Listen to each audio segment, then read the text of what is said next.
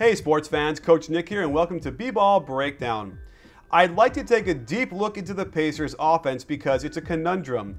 I think that Coach Vogel is worried that they don't want to throw too many passes or have too much movement because they'll turn the ball over. They are certainly prone to do that. So they've made it very rote, very much not clever stuff.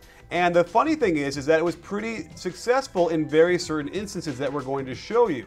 So I charted every single half-court possession to figure out what was working and what wasn't. Overall, their offense was pretty poor, with a very low 40% field goal percentage and not a lot of points total. However, they did do some good things in these games, but they didn't stick with those things, and eventually the Heat figured them out. Let's first take a look at the results of the Pacers' offense. Overall, they weren't very efficient. If you project that efficiency to the full regular season, they would have been last overall, and it was worse than their below average ranking anyway. I focused on what I considered half-court sets, since this is where Coach Vogel has more control over the plays they run and the type of shots they get. Out of the 67 half-court possessions they ran, they scored a very healthy 63 points.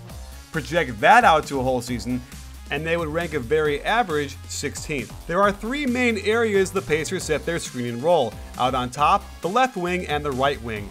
The most common spot last night was out on top, and when they tried to short roll David West, he gets way too deep, moving away from the ball, which allowed the deflection.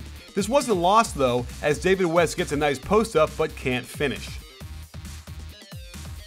The Lance Stephenson-David West pick and roll combo was crazy good last night, scoring 13 points on 8 possessions for an awesome 1.625 points per possession. The Heat adjusted to the roll man by dropping Bosh back instead of blitzing the ball handler. LeBron lets Lance blow by him, and he gets 2 free throws. You can see that when the Heat did try and pressure the ball handler with the screener's man, as long as West didn't get too far away, the pass was there, and he gets another great shot that doesn't fall. The Heat tried to mix up their coverage, having Bosh wait a beat before jumping the ball handler.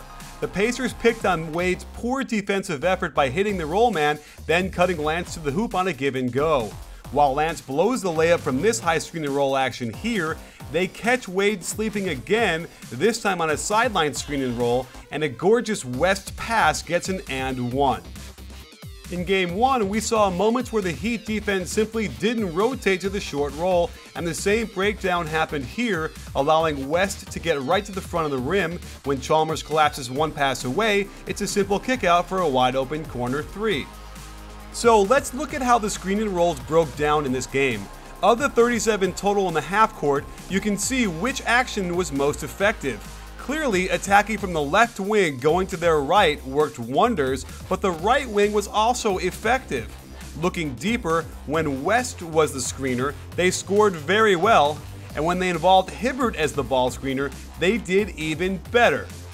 The basic pick and roll was the majority of sets they ran with little motion, and they got into serious trouble in the fourth when they started getting stagnant, not running much of anything.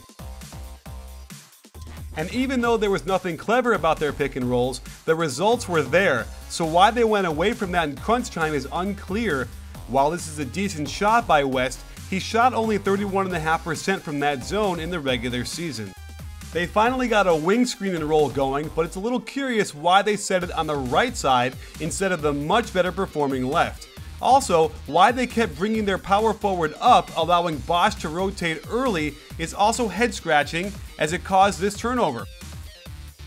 Having lost the lead, they don't call a play here. Instead, they've got Hill clapping loudly for the ball, and then isolating Roy Hibbert at the three-point line while everyone just stands around.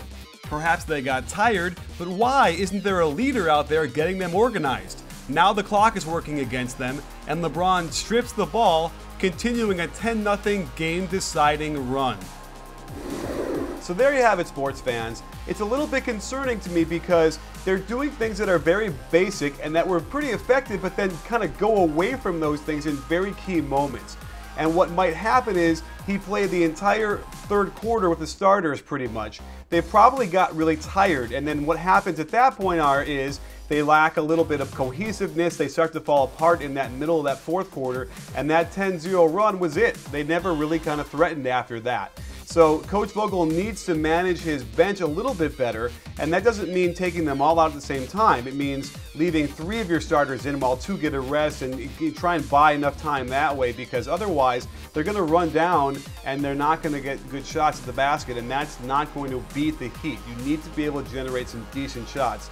And guess what? They're now going on the road for 2 tough games. And if they can't take one of those, this series is going to be over pretty quick. Well, thanks for joining us. Lots more coming up at B-Ball Breakdown. And don't forget, we're not a channel, we're a conversation. You in?